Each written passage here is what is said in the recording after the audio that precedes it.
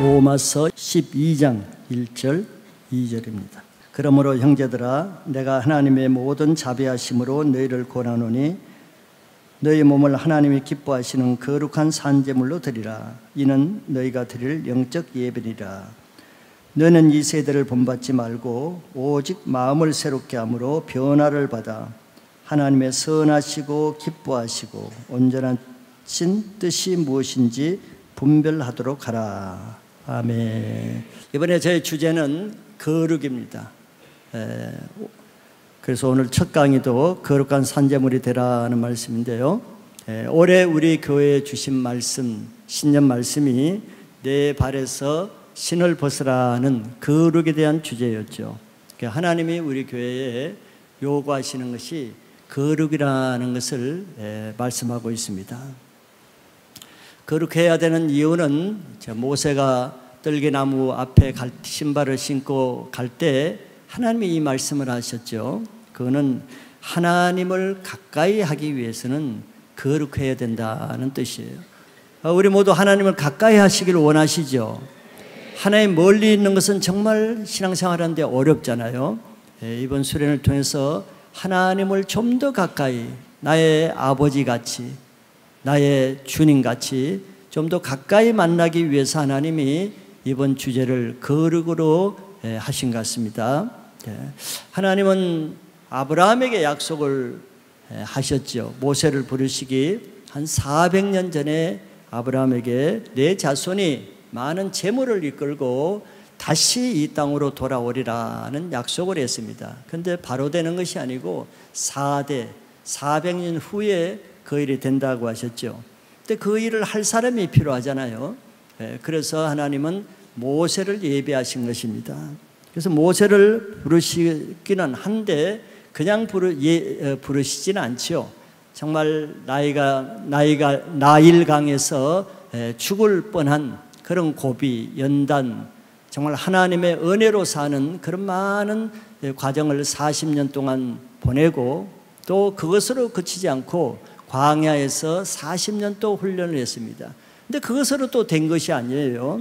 80세가 되었을 때 하나님의 그를 부르실 때는 또 한 가지 마지막 요구하는 단계가 뭐였습니까?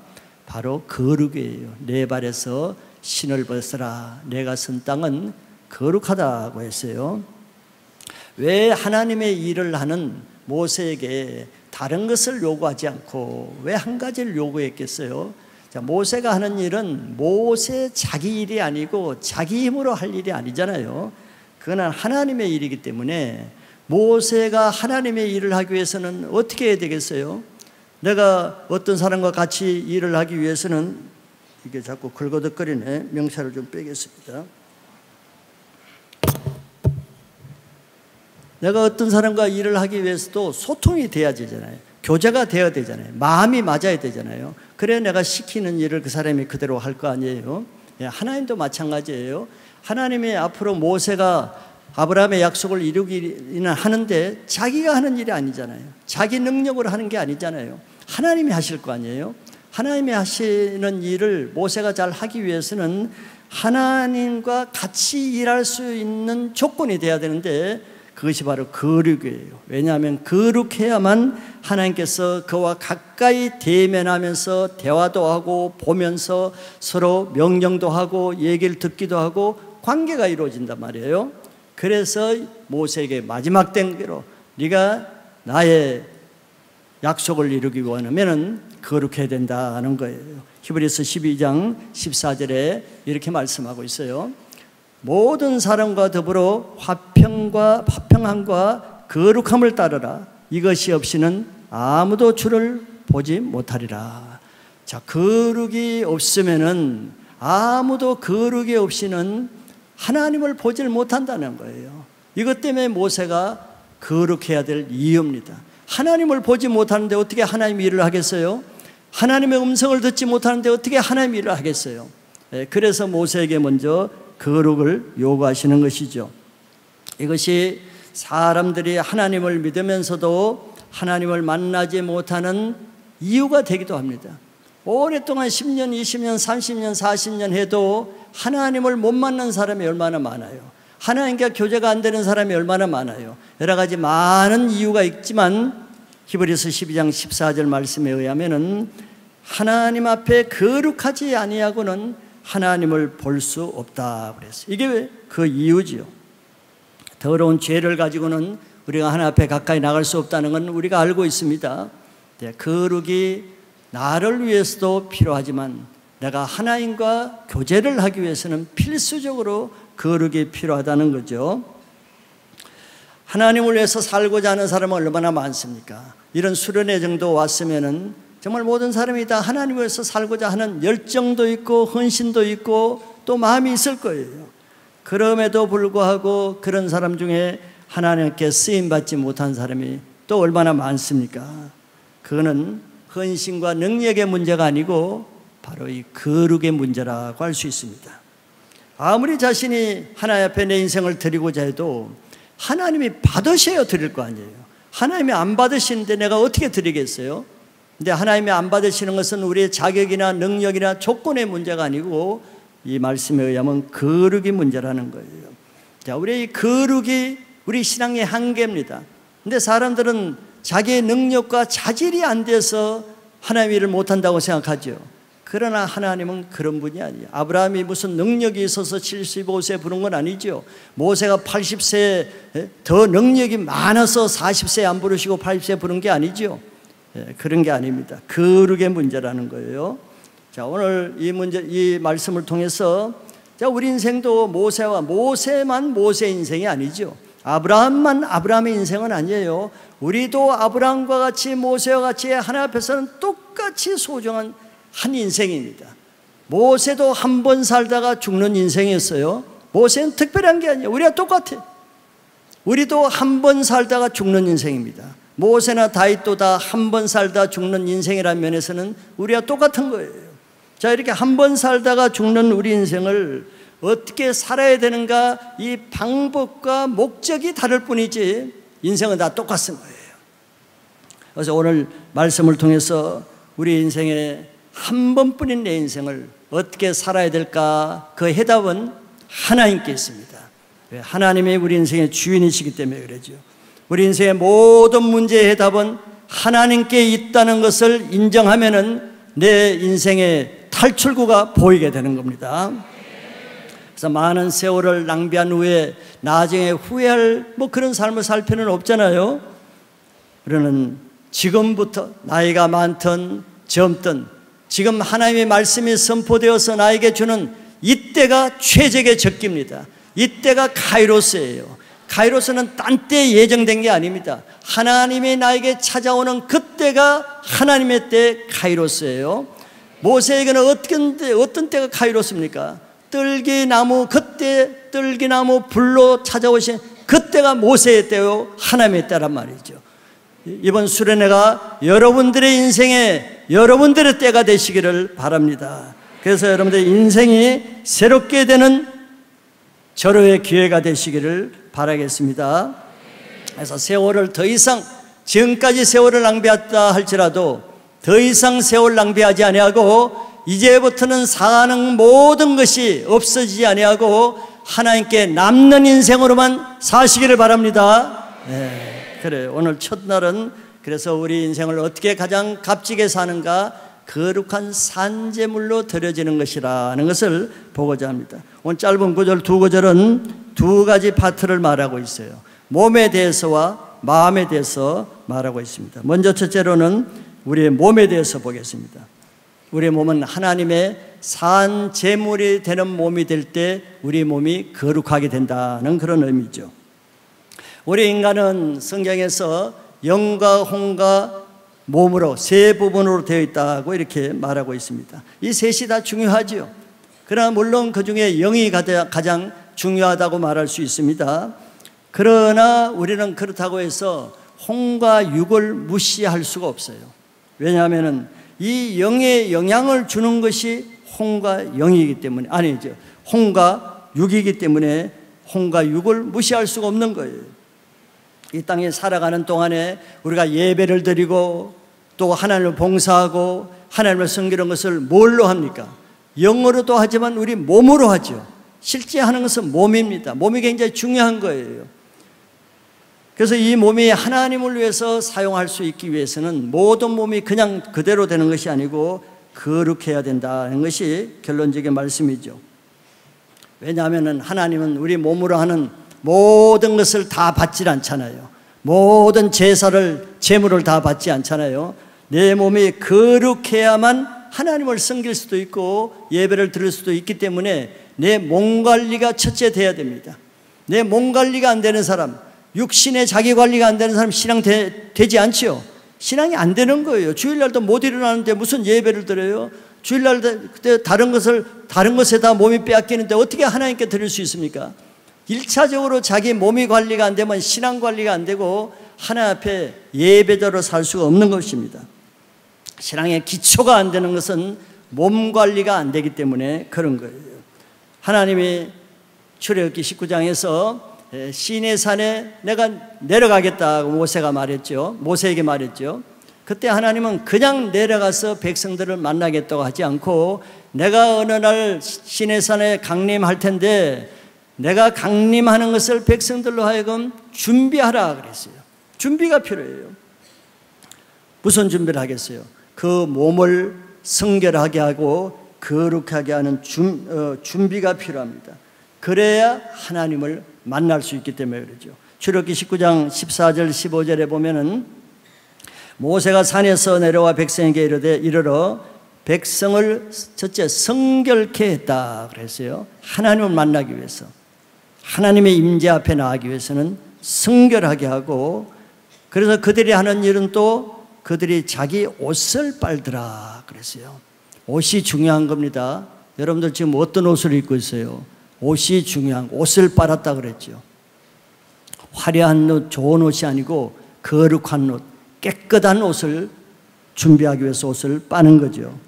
그리고 15절에 모세가 백성에게 이르러 준비하여 셋째 날을 기다리고 여인을 가까이 하지 말라 하니라. 이 세 가지가 다 백성을 성결케 하고 옷을 빨고 여인을 가까이 하지 않는 세 가지는 다 몸을 거룩하게 하라는 거예요.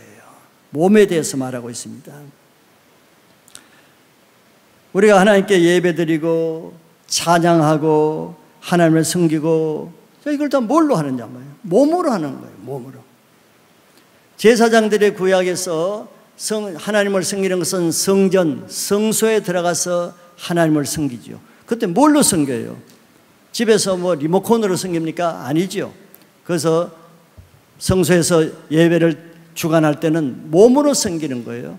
그래서 제사장들은 그 몸을 거룩하게 하게 했습니다. 첫째는 그 몸에 입던, 평상시에 입던 옷을 갈아입게 했어요. 평상시에 입던 옷으로 그대로 성전에 못 들어가게 했습니다. 옷을 거룩한 제사장 옷으로 갈아입게 하고, 또 성소 안에 들어가기 전에 물두멍에서 손과 발을 씻고 들어가게 했어요. 손과 발은 몸이죠. 둘 다 몸입니다. 몸을 위해서 거룩한 제사장 옷을 입고 몸을 성결케 하기 위해서 물두덩에 손과 발을 씻게 하는 거예요. 이건 하나의 상징입니다. 하나님께 나갈 때, 하나님을 섬길 때 자기 몸을 거룩하게 해야만 하나님을 섬기는 일을 할 수 있는 자격이 된다는 것이죠. 자, 신약에 와서는, 이 로마서는 신약이죠. 신약에 와서 바울이 로마서에서 말하는 것은, 바울은 신약에 와서 이 몸을 어떻게 하라고 지금 말씀하시냐 하면은 몸을 하나님이 기뻐하시는 거룩한 산제물로 드리라고 하는 거예요. 이것도 뭘 말합니까? 몸에 대해서 말하는 거예요. 몸. 지금까지 우리는 몸을 굉장히 무시했죠. 육체적인 것을 무시했죠. 이분법으로 영만 강조했죠. 근데 오늘은 제가 몸에 대해서 굉장히 강조를 하고 있습니다. 성경이 그렇게 말하기 때문에. 자, 구약에서 제사는 사실 우리 죄 있는 우리 몸을 드려야 되는데, 구약에서는 그것을 상징적으로 소나 양을 내 몸을 대신해서 제물로 드리게 한 것이 구약의 제사입니다. 그때 예를 들어서 양을 드릴 때 아무 양이나 드릴 수 없죠. 흠없고 점없는 거룩한 몸을 가진 양만 드려요. 그 양이 우리 몸과 같은 것입니다. 양을 그냥 양이라고 들은 것이 아니고 흠없고 점없는 몸을 가진 어린 양만 제물로 드릴 수 있다는 것이에요. 자, 레위기 22장 20절에서 22절 보면 20절과 22절 보면은 흠 있는 것은 무엇이나 너희가 드리지 말 것은 그것이 기쁘게 받으심이 되지 못할 것임이라. 흠이 있으면 드리고 싶어도 못 드리는 거예요. 하나님이 받지 않으시니까. 흠이 있는 것들을 22절에 구체적으로 이렇게 말합니다. 너희는 눈먼 것이나 상한 것이나 지체에 배임을 당한 것이나 종기 있는 것이나 습진 있는 것이나 비루 먹은 것을 여호와께 드리지 말며 이런 것들은 제단 위에 화제물로 여호와께 드리지 말라 그랬습니다. 드리고 싶어도 못 드리는 양이 많은 거예요. 못 드리는 양이 더 많겠죠. 내가 드리고 싶다고 해서 다 드릴 수가 있는 게 아니죠. 왜? 하나님이 안 받으시니까. 하나님이 받으실 만한 제물만 드려야 되는 거예요. 근데 어린 양은 뭐 수천 수백만 마리가 있을 거 아니에요, 이스라엘에.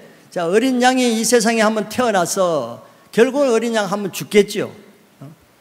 어린 양도 다 태어나서 먹고 살다 죽습니다.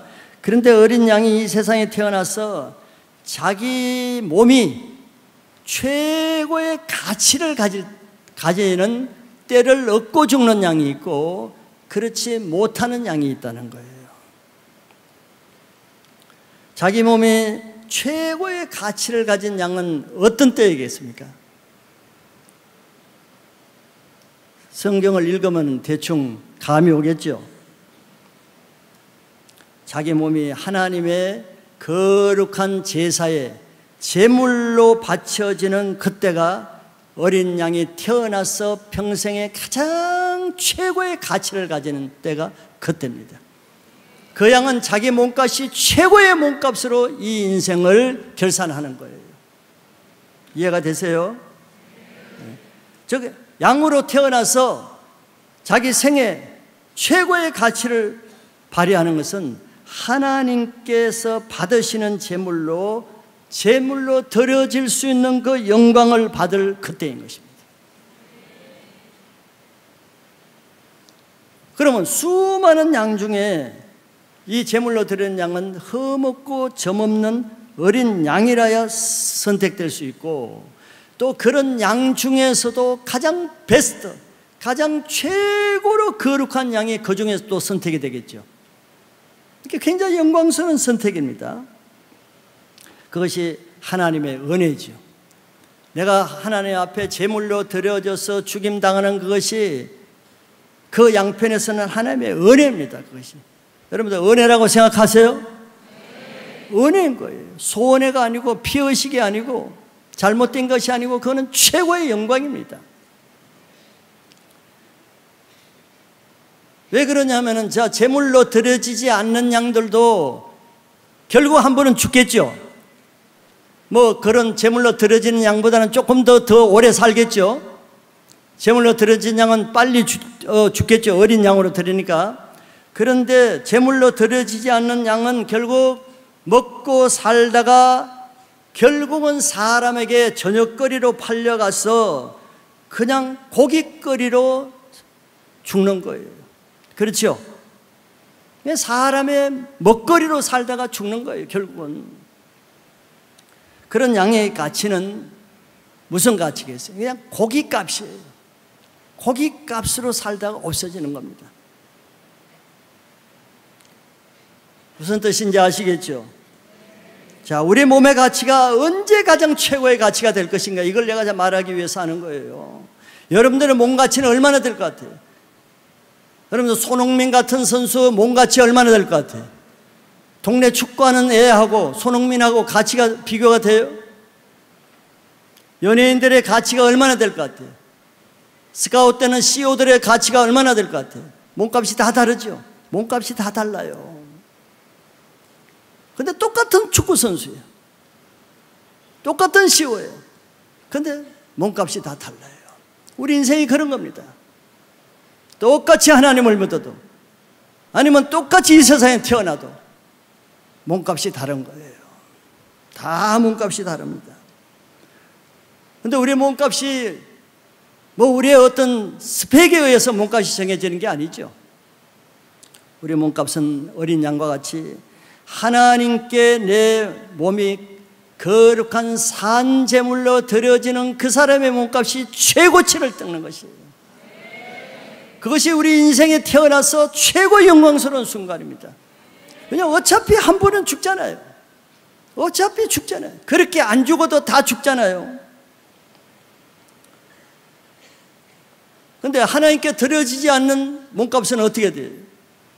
하나님께 드려지지 않는 몸값은 조금 더 오래 살지는 모르겠어요. 그러나 먹고 살다가 이 세상 죄의 먹잇감으로 팔려가는 몸값입니다. 그 몸값이 얼마나 되겠어요? 평생 이 세상을 위해서 헌신하고 충성하고 육신을 위해서 살다가 결국 마귀의 먹잇감으로 팔려가는 비참한 인생이 되는 거예요. 몸값이라고 할 수 없는 거죠. 자기 육신을 위해서 사는 사람의 몸값은 이 세상 죄의 그냥 고깃값에 불과한 것입니다. 고깃값에 불과한 값싼 인생으로 사는 거예요. 우리는 우리의 정체성을 분명히 해야 됩니다. 하나님이 이 세상을 사랑하사 그랬어요. 얼마나 자기 독생자를 주시니까 이 사랑했어요. 사실 우리 몸값은 돈으로 계산할 수 없는 값진 몸값인데 어떻게 쓰이냐에 따라서 최고의 몸값이 될 수도 있고 아니면 고깃값으로 살다가 없어지는 인생이 될 수도 있는 거예요. 그래서 사도 바울은 여기 말하기 전에 12장 1절을 보세요. 그러므로 형제들아 내가 하나님의 모든 자비하심으로 너희를 권한대요. 무슨 뜻이에요? 왜 저 자비하심으로 권한다고 해요?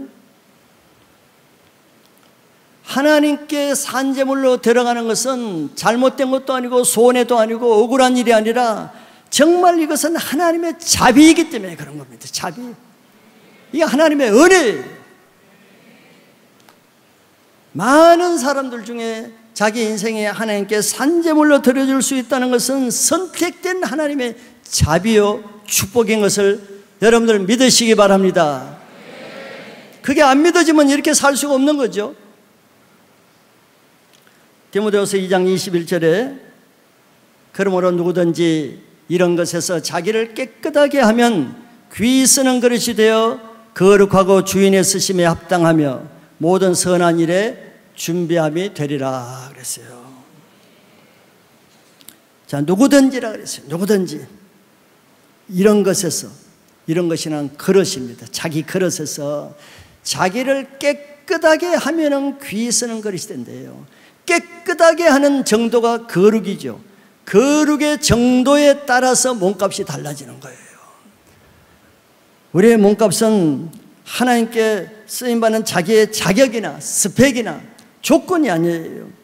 하나님께 쓰임받는 것은 그릇의 재질이 아니라 거룩의 정도입니다. 거룩할수록 쓰임에 더 합당하게 쓰이고 거룩함의 정도에 따라서 모든 선한 일에 쓰이게 된다는 거예요. 자, 이런 삶을 본을 보이신 분이 예수님이시죠. 예수님은 우리의 모든 믿음의 본이 된다고 했습니다. 예수님은 어린 양이시라 그랬죠. 어린 양 대신 예수님이 최고의 삶의 가치를 사는 본을 보여주셨어요. 예수님이 이 땅에서 가장 영광스러운 그 가치를 나타낸 것이 바로 자기 몸을 십자가에서 하나님께 희생 제사의 제물로 드려지는 그때였습니다. 물론 예수님의 몸은 원래부터 존귀하셨지만 가장 최고의 영화를 드러내는 최고 극치가 십자가에서 산 제물로 드려지는 그때였어요. 그래서 예수님은 자신이 그런 영광스러운 극치를 맛보게 해달라고 그것도 하나님께 기도했습니다. 예수님 돌아가시기 전에 마지막 제자들과 자신을 위해서 중보기도한 사건이 요한복음 17장입니다. 17장 1절에 보시면은 예수님께서 이 말씀을 하시고 눈을 들어 하늘을 우러러 이르시되, 자, 이런 기도를 하세요. 아버지여, 때가 이르렀사오니. 이게 무슨 때입니까? 이게 무슨 때예요? 이게 6월절 십자가에 죽으실 때를 앞두고 하신 기도예요. 이제 골고다 언덕에서 십자가에 죽으실 그때가 온 것을 예수님이 아시잖아요. 그 때를 바로 앞두고 이런 기도를 하시는 거예요. 아버지, 때가 이르렀습니다. 무슨 기도를 합니까? 아들을 영화롭게 해달라는 기도를 해요. 아들을 영화롭게.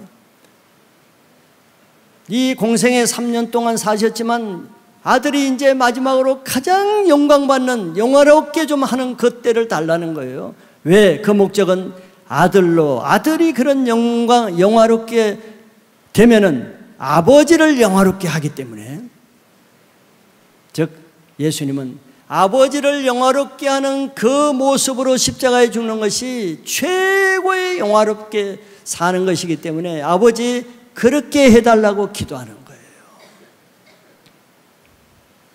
우리들도 어떻게 이런 기도를 할 수 있겠어요? 잠잠하죠. 무섭죠.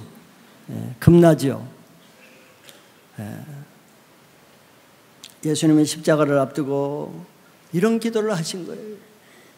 하나님을 위해서 십자가의 산제물로 되는 것이 자기의 최고 영광이고, 그런 하나님께 영광 돌리는 그것으로 하나님이 영광 받으시는 건 자기는 너무 기쁘다는 거예요. 이런 신앙을 가지시기 바랍니다. 우리는 교회를 다니면서 어떻게든지 자기 영광을 위해 살려고 그러죠. 뭐 자기 좀 사업 잘 되고 병 좀 낫고 자식 잘 되고 출세하고, 맨 자기 문제에 위해서. 교회 다니는 목적이 그냥 자기 영광이야. 자기 이것도 하자. 그거 다 채워지면은 주님이 떠나는 겁니다. 지금 안 채워지니까 남아있는 거예요. 채워질 때까지. 그게 은혜입니다. 예수님은 다르지요. 오히려 자기를 죽여달라는 거예요. 십자가에서. 이게 산제물이에요. 예수님이 십자가에서 자기 몸을 산제물로 드리심으로 그 이후부터는 이제 성전에서 양으로, 짐승으로 제사 지내는 것이 없어졌어요. 예수님의 어린 양으로 단번에 모든 제사를 다 드렸기 때문에. 그러면 신약에서는 이제 무슨 제사를 드려야 되겠어요? 이제는 짐승으로 드리는 것이 아니고 우리들 자신이 직접 산제물로 드리는 그것을 오늘 12장 1절에서 보면은 이것이 너희가 드릴 영적 예배라 그랬어요. 제사가 바뀌었죠. 예배는 무엇입니까? 오늘도 여러분들 예배 드리고 있죠. 찬양으로도 예배를 드리고 기도로도 예배를 드리고. 자, 예배는 사람이 준비해서 뭐 프로그램을 하고 아름다운 격식을 하고 순서를 짜고 이것을 구경하는 것이 예배가 아니죠. 예배는 오늘 말씀대로 자기 몸을 헌신해서 하나님께 드리는 그 자체가 예배입니다. 그러니까 자기를 드려지지 않는 것은 예배가 아니에요. 가인과 아벨은 똑같이 예배를 드리고 제물을 드렸지만 하나님의 어떤 예물과 가인은 받지 아니하고 아벨과 아벨의 예물을 받으셨잖아요. 예배를 드린 예배는 받고 예배가 아닌 예배는 안 받는 거예요. 그러니까 내 편에서 예배를 드린다고 했지만 안 받는 예배는 예배가 아닌 것이죠. 1000명이 2000명이 다 예배를 드린다고 해도, 예배에 참석을 한다 할지라도 자신을 하나님께 자기 자신을 혼과 영과 몸으로 온 몸과 힘과 목숨을 다해서 예배를 드리는 그 예배자의 예배만 받는 거예요. 그런 것이 영적 예배라고 했습니다. 우리가 하나님께 산제물로 드려지는 이런 예배자는 자기 인생 자체가 하나님의 것이 되는 거예요. 하나님이 제물로 받으시니까. 그런데 반대로 그러면 내가 하나님께 산제물로 바쳐지지 않는 그 몸은 어떻게 되는가 또 생각해 볼 필요가 있죠. 하나님께 예배 드려지지 않는 몸, 예배자가 아닌 몸, 그 몸은 어떻게 되겠어요? 우리의 몸이 하나님께 드려지지 않는 몸은 다 죄의 몸으로 팔립니다. 둘밖에 없는 거예요. 하나님을 예배하든가 세상 마귀를 예배하든가 둘 중에 하나인 것입니다. 그래서 하나님께 예배 드리지 않는 몸을 보세요. 다 세상적이잖아요. 몸은 교회에서도 마음은 다 세상에 나가 있잖아요. 그럼 마귀를 경배하는 것입니다. 세상을 섬기는 것이죠. 그래서 세상에 자기의 몸을 빼앗기지 않으려고 그러면은 자기의 몸을 하나님께 드리면은 안전합니다. 세상에 빼앗기지 않는 거예요. 보증이 되는 것입니다. 그래서 우리들의 몸을 하나님께 산제물로 드리는 몸이 되시길 바랍니다. 그러기 위해서는 자기 몸에 거룩해야 되는 거예요. 어린 양과 같이 흠없고 거룩하지 않으면 예배자가 될 수가 없어. 하나님께 드려질 수가 없어. 그러면 하나님과 관계가 없는 거예요. 하나님과 소통이 안 되는 거예요. 하나님이 그 사람과 함께 할 수가 없어. 그러면 그 사람을 데리고 무슨 일을 할 수가 있겠어요? 그래서 하나님이 일을 못 시키니까 자기가 자기 일을 하는데 그것이 종교적인 일이에요.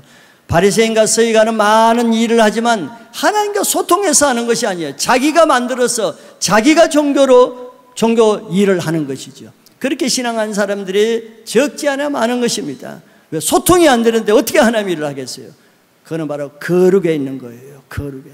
그런데 거룩한 몸을 가지고 거룩한 하나님의 일을 하는 하나님의 사람이 되시길 바랍니다. 두 번째는 2절 말씀에는 이제 몸에 대해서 말씀하신 후에 이어서 마음 문제를 다루십니다. 몸이 거룩하게 된다 하면은 이제는 마음이 거룩하게 되어야 되기 때문에 그렇죠. 자, 마음은 왜 중요한가? 마음은 또 우리 몸을 움직이는 중심이에요. 그래서 마음이 선하면 내 몸이 선하게 움직이죠. 마음이 악하면 내 몸이 따라서 악한 몸으로 행동을 하죠. 마음이 몸의 중심이라고 말할 수가 있는 거예요. 그래서 우리는 몸만 거룩해야 되는 것이 아니고 몸이 더 거룩하게 하는 근본적인 것은 마음에 있기 때문에 마음을 지금 거룩하지 않는 마음에서 변화를 받아서 분별하는 마음이 되라는 것이 2절 말씀의 요지입니다. 오늘 한 세 가지로 보면은 먼저 우리 마음이 거룩하기 위해서는 이 세대를 본받지 말아야 된다고 했어요. 2절을 제가 다시 한번 읽어드리면은 너는 이 세대를 본받지 말고 오직 마음을 새롭게 함으로 변화를 받아 하나님의 선하시고 기뻐하시고 온전하신 뜻이 무엇인지 분별하도록 하라 그랬습니다. 이 세대라는 말이 나오죠. 이 세대라는 말은 자기가 살고 있는 시대를 말합니다. 자기가 살고 있는 세상을 말하죠. 그런데 우리가 살고 있는 세상은 영적으로는 이 세상에 어떤 존재겠어요? 성경은 이 세상은 사단 마귀가 임금으로 다스린다고 예수님 말씀하셨죠. 그것까지는 우리가 다 알죠. 그런데 마귀가 구체적으로 어떻게 지배하는가 그 지배의 구조를 알 필요가 있는 것입니다. 에베소 2장 2절에 보면은 그 지배 구조가 그 시대의 풍조를 통해서 마귀가 그 시대를 지배한다고 했어요. 그때 너희는 그 가운데서 행하여 이 세상 풍조를 따르고 공중의 권세 잡은 자를 따랐으니 곧 지금 불순종의 아들들 가운데서 역사하는 영이라. 그때라는 것은 예수를 믿지 않는 때, 에베소 교인들은 이방인이니까 예수를 모를 때, 그때는 우리가 다 어떤 자였는가? 세상 풍조를 따르면서 공중 권세 잡은 마귀를 따르는 삶을 살았다는 거예요. 그 마귀가 누구냐? 지금 불순종의 아들들 가운데 역사하는 영. 자, 우리는 교회를 다녀도 불순종하는 사람들 많지요. 불순종하는 영들이 많지요. 하나님을 따르는 거예요? 마귀를 따르는 거예요? 에베소 2장 2절이 그걸 말해주고 있는 거예요.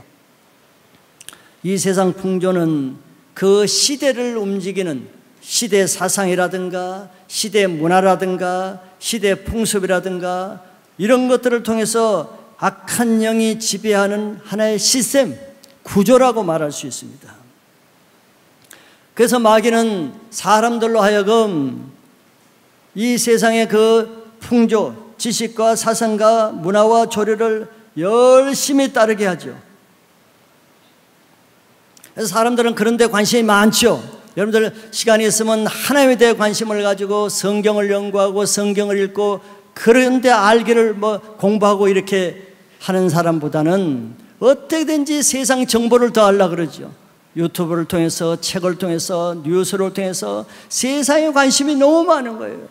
하나님에 대한 관심은 별로 없어. 교회를 다니면서도 하나님 나라에 대한 관심은 별로 없어요. 그걸 유튜브 보듯이 취잡기 이렇게 찾아서 하는 사람 별로 없어요.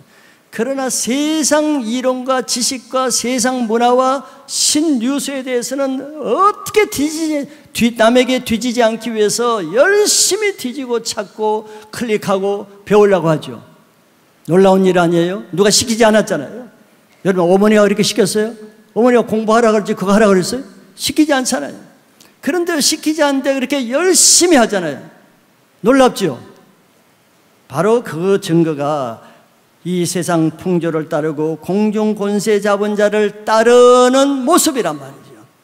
다 불순종의 아들들 가운데 역사하는 마귀의 영을 따라서 자기도 모르게 의식하지 못하는 사이에 전혀 안 그런 척 하면서도 자기가 어느 적 하나님의 지배받는 것보다 이 세상의 지배를 받는 모습이 그런 모습이에요.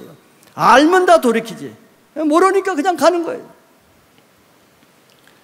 사단이 열심히 그렇게 따라가게 하는 거예요. 왜 그렇게 했어요? 그래야 이 세상 시스템으로 사람들을 자기 마음대로 통제할 수가 있잖아요. 일일이 사람들을 어떻게 다 통제하겠어요? 수억 명의 많은 사람들을. 그렇게 하지 않죠. 바로 이 시대를 움직이면 사람을 움직이는 겁니다. 그래서 사람들은 하나님보다 이런 사단이 움직이는데 더 관심이 많은 거예요. 이 세상 그 시대가 만들어 놓은 콘텐츠를 찾아보세요. 그 안에 무슨 하나님에 대한 지식, 하나님을 아는 거, 하나님의 사람이 되려면 어떻게 해야 되는 거, 그런 콘텐츠가 있어요? 아무것도 없습니다. 아무것도 없어요. 그러니까 그런 시스템은 다 사람들이 의도적으로 만든 프로그램이란 말이죠. 계획된 프로그램이란 말이죠. 그래서 그런 시스템에 충성스럽게 열심히 성공하기 위해서 충성해서 성공하면 할수록 어떻게 돼요? 그 결과물이 어떻게 나옵니까? 하나님과 점점 멀어지죠. 하나님을 대적하게 되죠. 신앙이 없어지죠. 더 세상적이 되죠. 자, 이것이 바로 사단이 기획한 결과물이 그대로 나타나는 거예요. 부인할 수 없죠. 여러분, 큰 눈으로 한번 보세요. 큰 눈으로 거시적으로 보세요. 이 세상이라는, 큰 세상이라는 이 시대 조류를 거시적으로 보세요. 사단이 어떻게 인풋을 해서 어떤 아웃풋을 내게 이 시스템이 조직되어 있는가. 결과물을 보면 알잖아요. 나무는 그 열매로 알 수 있잖아요. 세상을 그렇게 충성돼서 출세도 했어요. 돈도 벌었어요. 지위도 가졌어요. 권력도 가졌어요. 세상에 성공했잖아요. 그런데 결과물을 보세요. 그런 사람은 그러면 그럴수록 점점 하나님을 대적하죠. 하나님에 대한 관심이 없었죠. 믿음이 있던 것도 다 없어지죠. 결과물이 그거잖아요. 그래서 사단은 속이는 자란 말이에요. 우리는 속아 넘어가는 거예요. 특별히 사단은 이 시대에 미디어를 통해서 그런 장난을 효과적으로 하고 있죠. 미디어가 거의 이 시대의 사상과 유행을 주도하고 있잖아요. 아주 탁월한 시스템이에요. 사단이 이용하는. 그래서 세상에 나오는 영화나 유튜브나 심지어는 게임이나 이런 것들은 다 만든 제작자의 숨은 의도가 다 들어가 있는 거 아시죠? 세상에 유행하는 팝송이나 음악에도 다 숨은 의도가 들어가 있잖아요. 그 숨은 의도가 무슨 의도겠어요? 사단이 효과적으로 통제하고 지배할 그런 시스템으로 만들어졌고, 그 시스템은 결과적으로 하나님을 대적하고 적대하는 시스템으로 만들어졌다는 거예요. 그래서 성경은 이 시대를 너희는 이 세대를 본받지 말라 그랬어요. 어느 시대나 똑같기 때문에. 근데 사람들은 이 시대에 뒤처지지 않기 위해서 열심히 시대를 따라가려고 그러죠. 어떤 유행에 가면은 유행에 처지지 않기 위해서 선두로 따라가려고 그러죠. 그게 누굴 따르는 거예요? 그렇게 따라가는 사람 보세요. 신앙이 어떤가? 그 영적 상태가 어떤가?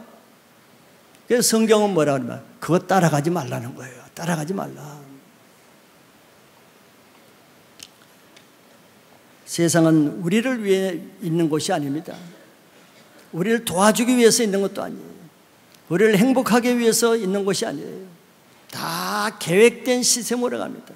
공중권세자가 잡은 자가 불순종들 아들 가운데 역사에서 이 시대를 통제하는 수단으로 이용하는 것뿐이에요.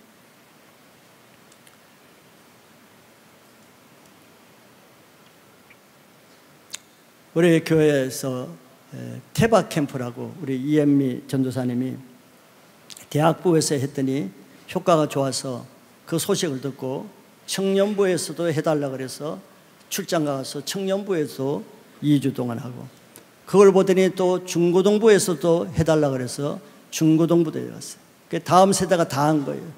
주일학교만 빼고 중등부, 고등부, 대학부, 청년부까지. 테바라는 것은 그 갈대상자라는 히브리어에서 따온 건데요. 네. 갈대상자에는 모세가 그 안에 3개월 된 나일을 넣어가지고 나일강에 띄어보냈잖아요. 띄어보는데 갈대상자 안에 물이 들어오면 그 자리에 죽을 거 아니에요. 그래서 물이 들어오지 않기 위해서 안에 역청을 발라서 물이 들어오는 것을 차단하는 것이 이제 갈대상자의 의미잖아요. 자, 우리는 갈대상자 같은 것이 필요하다는 거예요. 노아의 방주도 똑같고.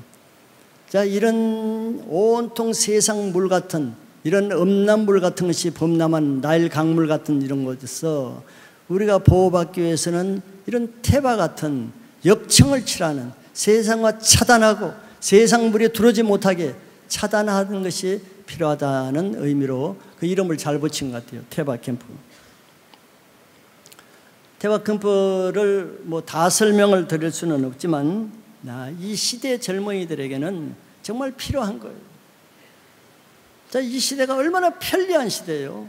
편리한다는 것은 고생을 모르는 시대라, 어려움을 모르는 시대. 그게 좋은 것 같습니까? 그걸 누가 주도해요? 부모들이 주도하잖아요. 부모들이 자식 고생하는 걸 눈으로 못 봐. 훈련받는 걸 눈으로 못 봐. 어려워하는 것을 눈으로 못 봐줘. 그래서 늘 뭐 대학부 간사한테 전화하고 중고등 교사한테 보내고, 우리 아이 왜 조금만 아이가 어려워하면 그냥 훈련시키지 말라는 거예요. 아이들 망치는 것은 다 부모가 많이 합니다. 내가 옆에서 보면 너무 안타까운 거예요. 그래서 애들이 뭐가 돼요? 고생도 모르지, 자기 부인도 모르지, 십자가도 모르지, 자기 극복도 모르지. 그러니까 나약한 거예요. 그러니까 다 쉬운 것만 하려고 그래요. 고생되는 건 안 하고. 쉬운 게 뭐예요? 고생 안 하고 공짜로 얻는 거, 쉽게 얻는 거. 클릭 한 번 하면 모든 세상에 다 보는 유튜브와 게임과 얼마나 편해. 고생 안 하고. 다 이런 데 중독이 되잖아요. 요즘 아이들이 거의 중독에 빠져 있습니다. 누가 그런 일을 했어요? 부모들이 대부분 다 그런 역할을 방조하는 거예요. 내가 볼 때는 그래요. 안 그런 부분도 많이 계시겠지만. 훈련을 시킬 수가 없어. 훈련은 고생이고 십자가고 고난을 감당하고 극복하는 것인데 고생 안 하고 어떻게 훈련하고 있어요? 그래서 이 테바 캠프를 통해서 아이들에게 큰 도전을 준 거예요. 중고등부는 거의 150명이 자발적으로 회비를 내고 신청했습니다. 그렇게 많이 신청할 줄 몰랐어요. 왜? 아이들이 자기 문제를 이제 아는 거예요. 그렇게 뭐 유튜브하고 게임하고 이렇게 해봤자 더 이상 이제 점점 강도가 세져야 되니까, 세지 않으면 재미가 없으니까. 그래서 150명이나 참석을 했습니다. 거기 요점은 고난을 극복하고 자기를 부인할수록 이 전도협이 발달하고 또 도파민이 나와서 행복지수가 높아간다는 거예요. 그러나 노력하지 않고 쉽게 얻은 그 미디어를 통해서 고난을 피하고 하는 그것은 삶의 행복지수가 낮아지는 거예요. 아이들이 점점 약해지는 거예요. 자생력이 없어져요. 이게 오늘날 아이들의 문제거든요. 자녀 세대의 문제예요.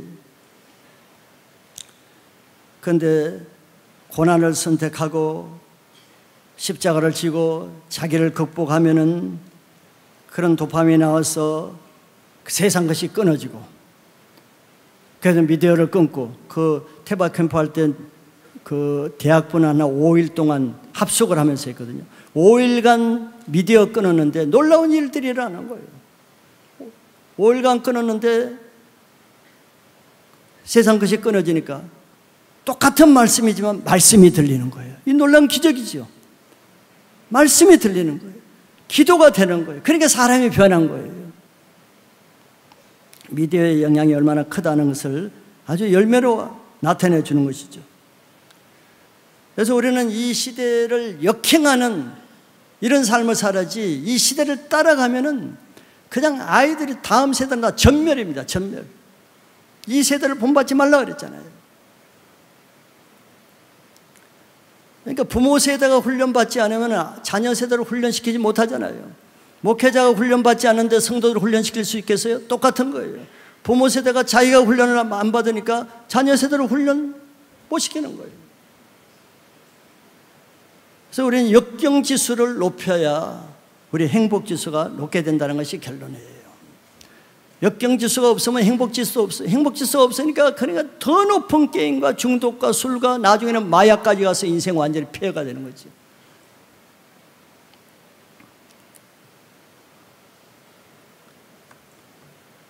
그래도 우리 힘이 사람이 그 나온 강사님이 목사님과 너무 똑같다 그러더라고요. 좋은 의미에 사는지 나쁜 의미에 사는지 몰라도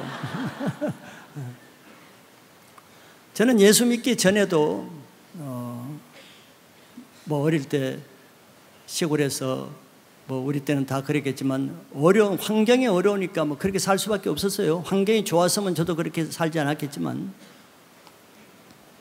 고난을 겪지 않고는 살 수가 없는 시대에 살았으니까 뭐 그게 몸에 대해서 그런지 몰라도 저는 뭐 자랑이 아니라 그냥 사는 것이 힘들다고 그만두는 것이 왠지 자존심이 상해요.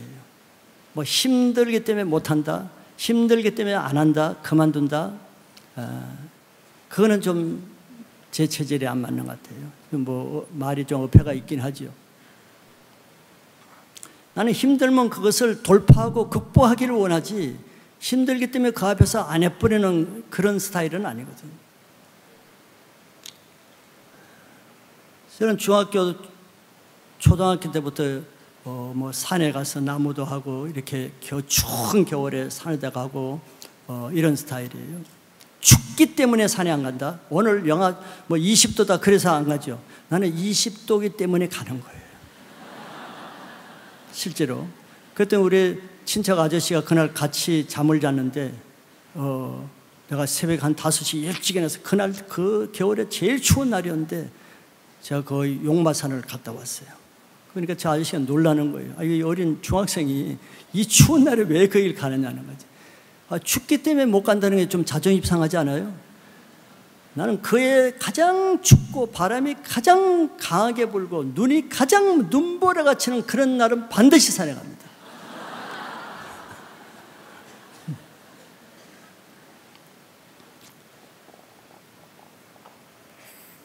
그리고 제가 중국동 살 때 아침에 운동을 하기 위해서 용마초등학교 운동장을 돌기도 하는데요. 그 운동장이 내 한계치로 한 10바퀴 돌면 헛걱거려요. 그 넓기 때문에. 아침에 10바퀴를 도는 거 쉽지 않은데 10바퀴를 돌면은 거의 녹초가 됩니다. 도저히 한 발짝도 더 떼기가 이제 힘들어요. 그럼 좀 자존심이 상하잖아요. 힘들기 때문에 내가 못 뛴다는 것이. 그러면 거기에다가 저는 한계 능력을 보고 한 2-3바퀴를 더 뜁니다. 한 가지 예가 그래요. 힘들기 때문에 뭐 피곤하기 때문에 그렇게 하는 스타일, 그렇게 그걸 그만두거나 포기하는, 제가 뭐 완전하다는 건 아니에요. 그렇게 할 때도 많이 있었겠죠. 그러나 저의 가치관, 제 신념은 그런 식으로 제가 살아가려고 했다는 거예요. 다 했다는 것이 아니고. 제가 이 강의를 듣는데 저는 100% 동의가 되는 거예요. 100%. 근데 요즘 시대는 좀 반대 아니에요? 어떻게든지 편하게 하려고 그러잖아요. 어떻게든지 고생하는 것을 안 하려고 그러잖아요. 힘드는 건 안 하려고 그러잖아요. 힘 안 드는 것만 찾아하려고 그러잖아요. 고생 안 드는 것만 하려고 그러잖아요. 역시 그 강의에서 보면은 이 문제가 이 시대의 심각한 문제라는 거예요. 대부분 이런 건 다 중독으로 갑니다. 어떤 중독? 쉬운 중독. 고생을 도피하는 중독으로 빠지는 거예요. 관심 있으면 나중에 강의 한번 들어보시기 바랍니다. 우리는 이 시대를 본받지 말아야 돼. 이 시대는 시대의 정체를 알아야 됩니다. 이 시대는 좋은 시대가 아니에요. 우리를 좋게 인도해 주는 게 아닙니다. 이 시대는 아주 그 가면을 쓰고 아름다운 가면을 쓰고 우리를 좀 유혹하고 속이는 것이에요. 그런데 그걸 분별하려면 우리 마음이 변화를 받아야 되는 거죠. 왜 우리 마음이 세상에 속해 있는데 분별이 되겠어요? 우리 마음이 세상과 똑같은데 세상이 좋아 보이죠. 그래서 두 번째는 변화를 받으라 하고 있습니다.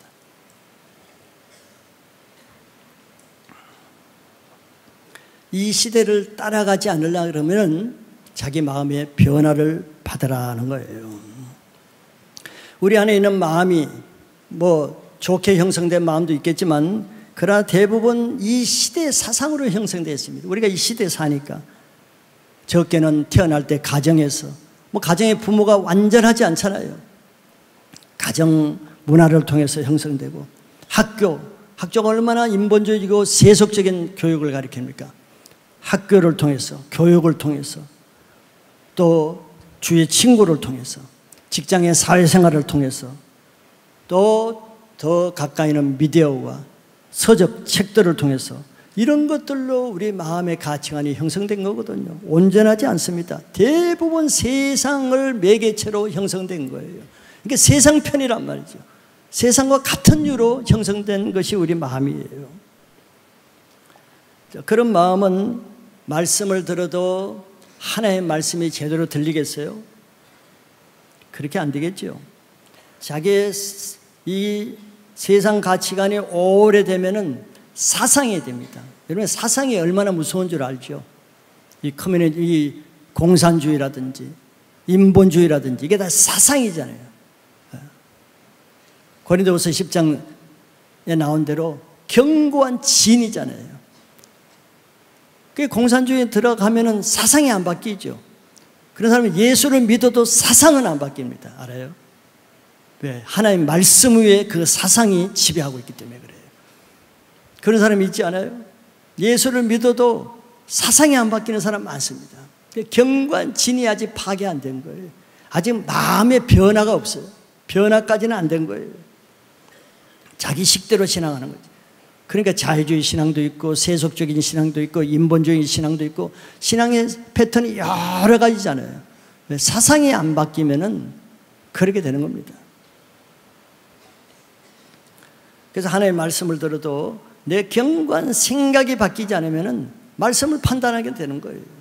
말씀에 아무 영향을 미치지 못해. 사상이 자기를 주도하지 말씀이 주도하지를 못해요. 그런 마음은 반드시 변화를 받아야 됩니다.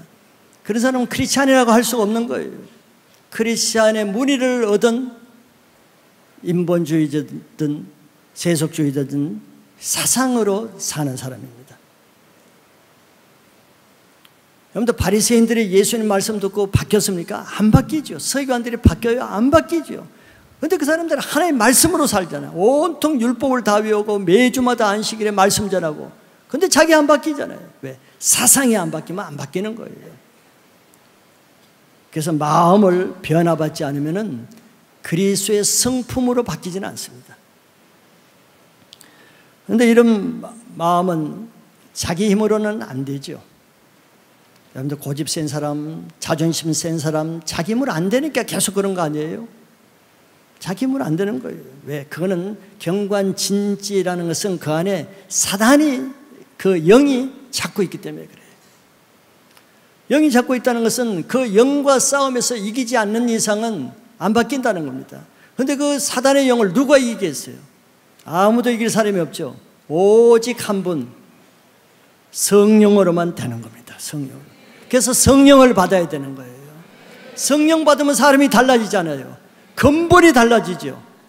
성령 받는 방법 외에는 이 마음의 변화는 어려운 것이에요.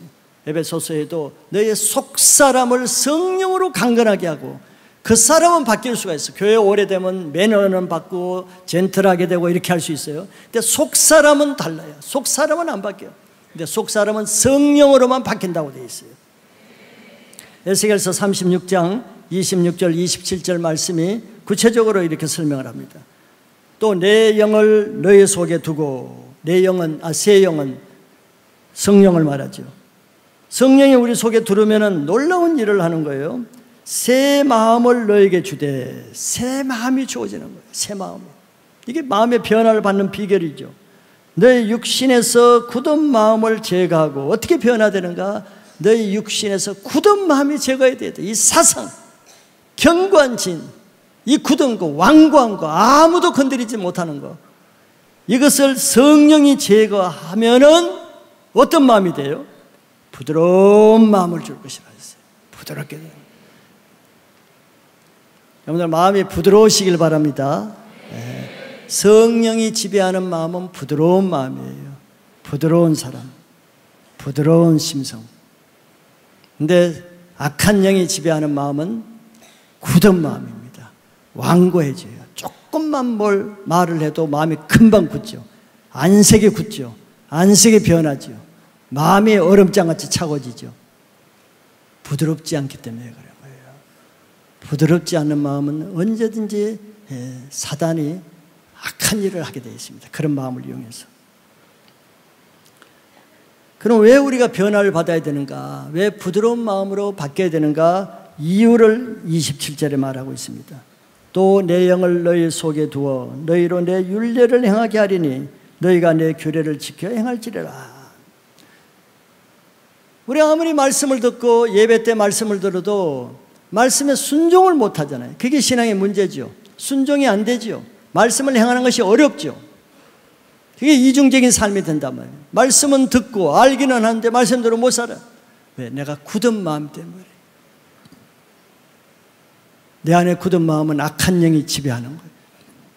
악한 영이 하나님의 말씀대로 살게 놔두겠어요? 불순종하게 하는 거지. 불순종의 영으로 살게 하는 거죠. 그래서 말씀대로 못 사는 거예요. 이게 우리 크리스찬의 문제 아니겠어요? 말씀을 듣기는 하는데 살 능력이 없는 거예요. 그러니까 외식하는 거죠. 그런데 그 해답은 여기 있단 말이에요. 26절에 성령으로 마음의 변화를 받아 부드럽게 되면은 너희 속에 이 성령이 있으면은 너희로 내 율례가 하나의 말씀이란 말이에요. 율례를 행하게 하겠다는 거예요. 성령의 말씀을 행할 수 있도록 해줘야 우리가 말씀에 순종할 수가 있는 거예요. 그러면은 우리의 마음이 하나님 말씀과 내 생각이 같은 것으로 바뀌게 됩니다. 이게 변화예요. 내가 사상이 있으면 하나님의 말씀과 내 생각이 다르죠. 다른 거예요. 그러니까 삶이 달라지는 거예요.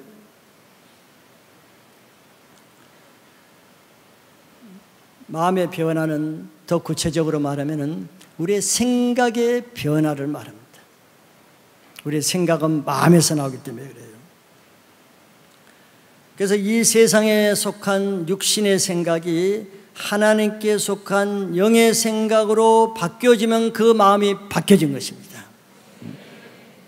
로마서 8장 5절에서 7절을 보시면은 육신을 따르는 자는 육신의 일을, 영을 따르는 자는 영의 일을 생각하나니. 생각의 차이죠. 생각이 다른 거예요. 여러분 부부간에도 서로 생각이 다르죠. 더구나 똑같은 교회를 다니고 같은 말씀을 들어도 말씀을 해석하는 생각이 다르죠. 한 사람은 육신의 일을 따르고 한 사람은 영의 일을 따르기 때문에 생각이 다른 거예요. 6절에 육신의 생각은 사망이요 영의 생각은 생명과 평안이리라. 육신의 생각은 하나님과 원수가 되나니 이는 하나님의 법에 굴복지 아니할 뿐 아니라 할 수도 없습니다. 자기 생각이 바뀌지 않으면 우리 신앙이 바뀌지 않아요. 왜 믿음이 안 자라겠습니까? 왜 신앙이 안 바뀌겠어요? 생각이 안 바뀌니까. 우리는 생각이 이 세상 관점에서 생각하는 것을 하나님 관점으로 생각하게 되면은 그 사람이 하나님의 마음으로 바뀐 것입니다. 자기 중심적으로 생각하는 것을 말씀 중심으로 생각을 하게 되면 그 사람의 생각이 바뀐 거예요. 그래서 모든 것을 세상적이고 사람 중심으로 바라보고 생각하면은 늘 부딪히죠. 셀에서도 부딪히죠. 왜 셀장님은 왜 그렇게 생각해요? 난 그렇게 생각 안 해요. 왜 부딪히는 거예요? 왜 그걸 그렇게 받아들여요? 난 그렇게 받아들이지 않아요. 이런 문제 아니에요, 다? 생각의 변화가 없는 거예요. 그러니까 생각이 같지 않은데 어떻게 같이 일하겠어요? 사람과도 같이 일하지 못하는데 하나님과 어떻게 같이 일하겠어요? 하나님의 생각과 내 생각이 틀리는데. 그래서 우리는 사람 중심의 생각을 바꿔서 하나님 중심적인 생각, 교회 중심적인 생각, 하나님의 사람 중심 생각으로 바뀌면은 그 사람이 하나님과 같이 일할 수가 있는 거예요. 그래서 우리의 몸과 더불어서 마음이 바뀌는 그런 성령의 역사가 이번 수련회 때 일어나길 바라겠습니다. 네. 성령을 받으면 내가 바뀌려고 그런 것이 아니라 저절로 바뀌잖아요. 그런 은혜가 임하시기를 축복합니다. 마지막 세 번째는 분별하는 마음을 가져야 돼요. 분별. 이 시대를 본받지 말고 하나님의 선하시고 기뻐하시고 온전하신 뜻이 무엇인지 분별하라고 했어요. 분별하라. 왜 사람들이 이 시대를 그렇게 열심히 따라가요? 분별력이 없기 때문에 그래요. 분별한다는 것은 금을 재련하는 데 있어서 그 안에 불순물이 있는지 없는지 그 불순물을 분별하는 걸 말해요. 골라내는 걸 말해요. 내가 이 세상을 보면서 이 세상이 하나님의 것인지 세상 것인지를 분별하는 것을 분별력이라고 이렇게 말할 수 있습니다. 그 분별을 누가 가장 잘 알겠어요? 위조 지폐를 누가 가장 잘 분별하겠어요? 본 지폐를 가장 잘 아는 사람이 위조 지폐를 가장 잘 분별하겠죠. 위조 지폐를 연구한다고 위조 지폐를 분별하는 게 아닙니다. 위조 지폐 아닌 것이 어떤 것인가를 잘 알 때 잘 분별하는 거예요. 이 세상을 어떻게 분별하겠어요? 세상과 같지 않는 거룩함을 가진 사람이 이 세상을 가장 잘 분별할 수가 있는 겁니다. 그래서 세상에 따라가지 않는 거예요. 분별하기 때문에. 왜 세상을 따라가요? 내가 세상과 같기 때문에 따라가는 거다. 세상과 같이 악하고 세상과 같이 더러우니까 세상은 분별이 안 되는 거지. 악인지 모르고 더러운 줄 모르고 따라가는 거예요. 베드로전서 1장 15절 16절에 오직 너희를 부르신 거룩한 이처럼 너희도 모든 행실에 거룩한 자가 되라. 기록되었으되 내가 거룩하니 너희도 거룩할지어다 하셨느니라. 우리가 하나님을 따른다 그러면 기본이 이겁니다. 하나님이 거룩하신 분인데 내가 거룩하지 않고 어떻게 하나님을 따를 수가 있겠어요? 말이 안 되죠. 하나님이 나를 따르려면 내가 거룩한 하나님이니까 너희도 거룩하라 이런 뜻이에요. 거룩은 선택이 아닙니다. 하나님을 따르기 위해서는 필수예요. 자신이 거룩할수록 우리는 하나님께 더 가까이 나가게 됩니다. 하나님이 더 가까워지고 하나님의 사랑이 더 깊이 느껴지고 하나님과 더 친밀한 교제가 일어나는 거예요. 그래야 이 시대를 주도하고 있는 악한 영을 분별해서 시대의 죄를 이길 수 있죠. 미디어의 실체를 분별하는 사람은 미디어에 빠지지 않습니다. 우리를 미혹한 사람을 분별할 수 있는 사람은 아무 사람 말이나 듣고 아무 사람과 만나고 아무 사람과 교제하지 않습니다. 분별이 없으니까 아무 사람이나 말 듣고 자기가 미혹되는 거예요. 분별력 없는 것은 내 탓입니다. 내가 더럽기 때문에 그런 거예요. 내가 더러우면 더러운 사람 물려오고 더러운 것에 내가 가까이 되게 되고 내가 더러운 것을 더 좋아하게 됩니다. 내 문제죠. 세상이 더럽다고 말하기 전에 세상이 더러워도 내가 거룩하면 문제가 안 돼요. 세상이 더러운데 뭐가 문제냐? 나도 더럽기 때문에 세상이 더러운 것이 문제가 되는 거예요. 그럼 내가 거룩하면 문제가 되지 않겠죠. 우리는 죄와 맞서오려고 그러면은 이기는 사람 별로 없습니다. 있겠지만 이기기가 어려운 거예요. 죄와 맞서서는 죄를 이기기보다는 죄에 당하는 경우가 많습니다. 그런데 죄를 이길 수 있는 더 간단한 방법은 죄를 맞서기 전에 죄와 반대로 행하는 것인데 내가 거룩한 것이에요.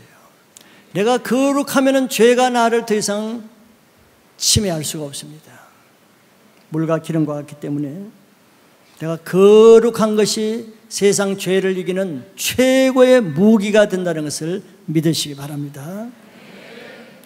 그러니까 세상 거 막으려고 막 노력하고 차단하려고 노력하고 싸워서 이기려고 막 몸부림치고 이런 것보다도 내가 거룩하면은 그 모든 것을 이루는 것이에요. 그래서 우리 인생의 최고의 가치는 다시 서론에서 말한 것처럼 하나님께 드려지는 최고의 가치, 산 재물이 되면은 이 세상이 아무리 타락되고 악하고 더러워도 내 인생은 하나님 앞에 최고의 인생으로 살 수가 있는 거예요. 근데 사람들은 늘 세상 탓을 하죠. 세상이 이러니까 내가 어떻게 바르게 신앙하고, 세상이 이러니 내가 어떻게 성공을 할 수가 있는가, 세상이 이렇게 공평하지 못하니 내가 어떻게 행복할 수가 있냐면 세상 탓을 해요. 그는 세상에 이미 지는 모습입니다. 그 자체가. 세상에 어떠할지라도, 다른 사람이 어떻게 할지라도 내가 하나님께 드려지는 삶을 살면은 내 인생이 이 세상에서 가장 귀한 인생이고 가장 영화로운 인생이고 하나님 쓴 최고의 인생을 산다는 자부심을, 정체성을 가지시길 바랍니다. 그러지 않는 인생은 반대로 이 세상에서 아무리 성공하고 모든 것을 가졌다 할지라도 그 사람은 세상 먹잇감으로 팔려가는 거예요. 그 결과를 보면 알잖아요. 도수장으로 끌려가는 양처럼 결국 먹잇감으로 끌려가는 것입니다. 세상의 먹잇감으로 사는 인생이 되어서는 안 되겠죠. 고깃값으로 살 필요는 없는 것이에요. 값으로 따질 수 없는 천의 가장 귀한 존재가 우리라는 것을 확신을 가지고 거룩으로 산 재물이 되는 인생을 사시기를 축복합니다.